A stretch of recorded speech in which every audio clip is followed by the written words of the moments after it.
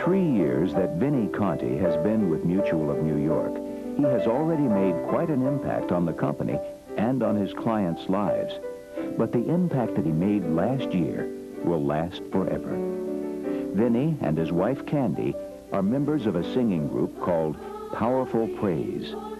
This group, which consists of members of the Calvary Assembly Church Choir in Orlando, Florida, travels to local prisons, hospitals, and homeless shelters to bring those less fortunate a message of hope for the future. Last year, the group reached out beyond their community and traveled overseas to Kiev, Ukraine, and Budapest, Hungary, to bring hope to people who have been persecuted throughout their lives. And that was our message, is that you're okay, you're good people, and not to worry about the future, you do have hope. And the music is a very powerful and effective way to communicate that. It explains some things that sometimes it's hard to explain in your own words, and the music really helps people understand what you're trying to tell them. They were hungry to know about how maybe we could help them in their lives, and they had some of the most touching stories. One day I met a woman who was a single mother. She had 3 children under the age of 8, and her husband had died the year before of the radiation fallout from Chernobyl. And she was unemployed, just trying to raise little bits of money here and there to take care of these 3 children. One of our interpreters had a teenage son who has some kind of a rare blood disease, and she is a single mom and unable to get any kind of medical assistance for him. I thought that the faces of the people that we saw in Kiev were almost haunting in a certain way. There's just something about them that seemed to speak volumes about the deprivation that they've suffered under for so long. First time we pulled up to the Leningrad Cinema, which was a really kind of beat-old cinema in a shabby part of town. Outside of the cinema was a guy there with a jacket on and crutches. And he had only one leg, and he was obviously in very poor health, probably with some horrible disease, very swollen. He had no shirt, just a jacket. And he just looked absolutely so miserable. And Vinnie's heart really went out to him.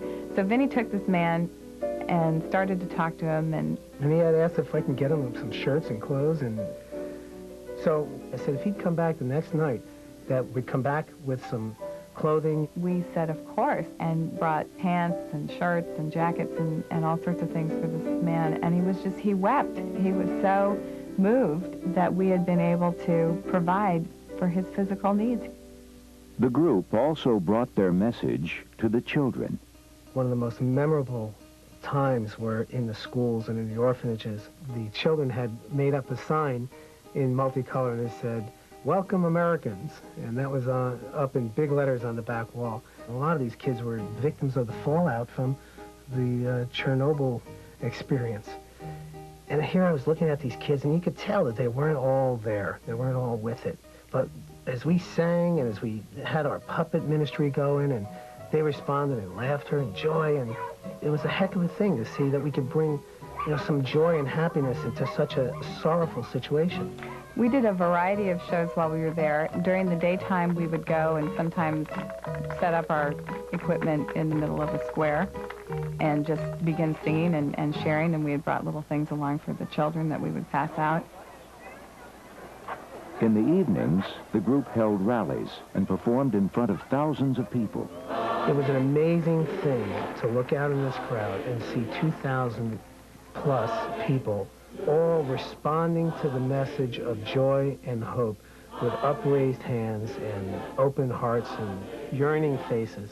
It was the message of hope that they were responding to, and it was powerful, just a powerful sight. A wave of people saying, I hear what you're saying, and I want more. You grow up as an American and think that these people, they've always been the enemy, and to go there and realize that what they are is just other human beings who need our help and need our love and need whatever kind of assistance we can give them. Here was a country that was under communist rule for perhaps 80 years, where they had very little freedom, and now all of a sudden those barriers were breaking down, and they were reaching out. After returning home, Vinnie and Candy received letters from some of the people whose lives they touched. One of the letters that I received was from a 20-year-old kid in the Bosnian refugee camp, and this is really a touching letter. He says, "I would like to thank you because you give me the biggest friend that I've ever had. You give me happiness. You let me out from a black night and give me a sun and a better world with hope for tomorrow. Now I believe in the future. Tonight, please pray for me, and I will pray for you."